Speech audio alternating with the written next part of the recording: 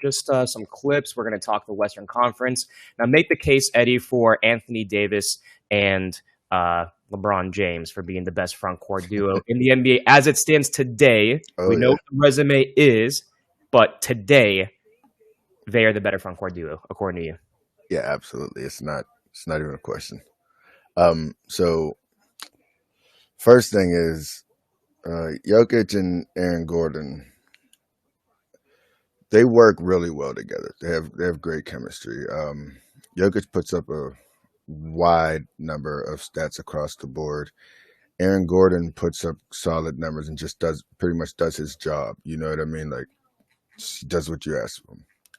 Um, when you talk about the best duos, you already have two of the top 10 players in the NBA.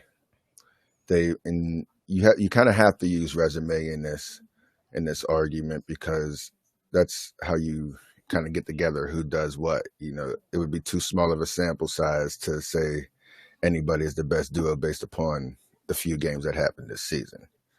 Injuries, play, ball's not really doesn't even start to really get played until January, February, and those months go on. So you look at the output from the two duos, right? And you think, all right, LeBron and AD are all NBA players. They are all perennial All Stars, perennial MVP candidates. Um, they win, I think, 60% of the games together. Great They're record. actually they're actually they're the third highest rated duo ever at like a 92.8 rating, and the only two higher duos were other Laker duos of Magic and Kareem and Kobe and Shaq, of course, but those aren't front courts, but just duos in period. So that's telling you right there the fact that they're the three highest they're the top three highest rated duo ever. That's from any position. That's higher than Scotty and Jordan. It's I'll say that one more time. That's higher than Scotty and Jordan. You feel what I mean? And those are I'm going guys to let you that's keep won. going. Those are guys that won 6 titles together. AD's. You could say AD may hamper a little bit if you're bringing injury or games played into it, but we also got to take in the fact LeBron's age, and the guy is the guy's got gray hair for real, man. He dyes his hair, man. He's an old guy, yo. hmm He's It's going on incredible four. what he's done, though. I mean, the longevity speaks for itself, right? So, I mean, It's he said the other day, I don't even feel 38. I feel like I can do anything on the floor. And I think we see that yeah, as he's been consistently the team's glue guy, even though he really at this age probably shouldn't be. It should be all AD. But I guess that's my main thing is, well, the main thing for me is this. We have last year's Western Conference Finals, I think, to go and guide us a little bit on this front court duo. So maybe speak more on what happened last year and maybe how this year's team, because I don't think it's also fair to say too that that's all on AD and LeBron for that. It's a different team than this season, right? So what this season do the Lakers sort of put together that will allow the Lakers to be more successful to beat the Nuggets? So I think that's the biggest argument, right? Nuggets won last year, so they have the better front court duo most likely. New team though, so what changes this season versus last year, and how are their skills augmented as a pick and roll duo? I think that's probably the best place to go and sort of pick that one apart, right? right. So with last year, yeah, they swept us last year.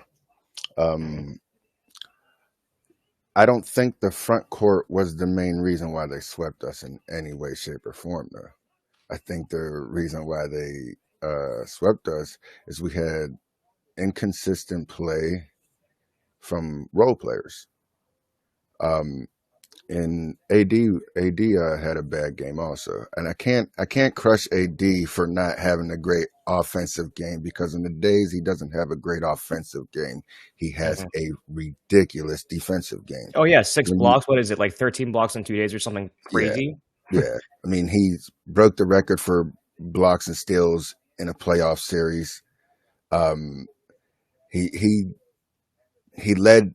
each team. He led the whole playoffs in blocks and steals by I think like 17 or 18. So that right there is enough to show me that the guy is effective regardless of what he's doing. Some way, somehow, he's effective. Of course, you want to see him get his 28 and 14 and 4 blocks, whatever. But I don't think anybody's arguing with 18, 11 and 5 blocks or 18 and 9 and 5. Um, but I'll say Aaron Gordon and Jokic. What happened is Bruce Brown and Jamal Murray is what happened in this playoffs. We know what Jokic is going to do. AG played great defense. Don't get me wrong. That's what he does. You kind of expect that out of Aaron Gordon, but yeah, I mean, Jamal Murray was back. He went back to Bubble Murray. That's what happened. So, and the Lakers didn't have a point guard to defend a guy that caliber. So, I felt that was the overriding factor in that series. We had games won. We didn't close out. I look back at it and I think sometimes I don't ever want to say this because LeBron always makes the right play, but you want him at some point, at some times, to in those last shots will that.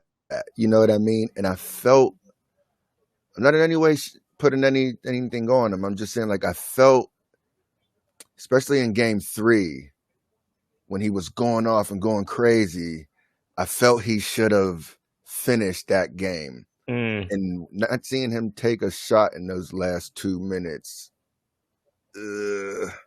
that kind of bothered me. I could see that, and that's always been the main criticism, when it comes to him at late game situations. So you'd always like to go and see it a different way.